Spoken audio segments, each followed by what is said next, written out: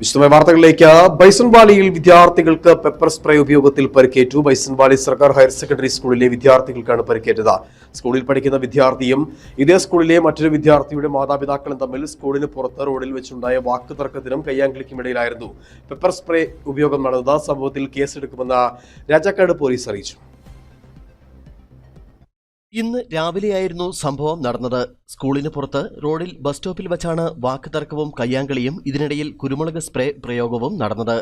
സ്കൂളിൽ പഠിക്കുന്ന വിദ്യാർത്ഥിയും ഇതേ സ്കൂളിലെ മറ്റൊരു വിദ്യാർത്ഥിയുടെ മാതാപിതാക്കളും തമ്മിലാണ് സംഘർഷമുണ്ടായത്.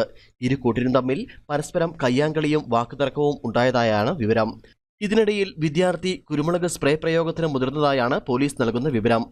കുരുമുളക് സ്പ്രേ കയ്യിൽ പിടിച്ച് ഇരുവിഭാഗവും തമ്മിൽ നടന്ന കയ്യാങ്കളിക്കിടെ ബഹളം കേട്ടെത്തിയ മറ്റു വിദ്യാർത്ഥികളും പെപ്പർ സ്പ്രേ ശ്വസിക്കുകയായിരുന്നുവെന്നാണ് വിവരം. സംഭവവുമായി ബന്ധപ്പെട്ട് പോലീസ് അന്വേഷണം ആരംഭിച്ചു.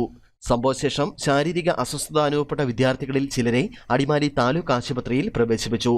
കുട്ടികളുടെ പരിക്ക് സാരമുള്ളതല്ലെന്നാണ് വിവരം.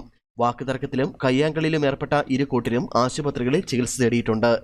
പെപ്പർ സ്പ്രേ പ്രയോഗത്തിന് മുതിർന്ന വിദ്യാർത്ഥി അടിമാലിയിലെ ആശുപത്രിയിലും മറുവിഭാഗം മുല്ലക്കാനത്തുമാണ് ചികിത്സ തേടിയിട്ടുള്ളത്. ഇരു കൂട്ടരുടെയും മൊഴികൾ രേഖപ്പെടുത്തി സംഭവത്തിൽ കേസെടുക്കുമെന്ന് രാജാക്കാട് പോലീസ് അറിയിച്ചു. News bureau, Adimali.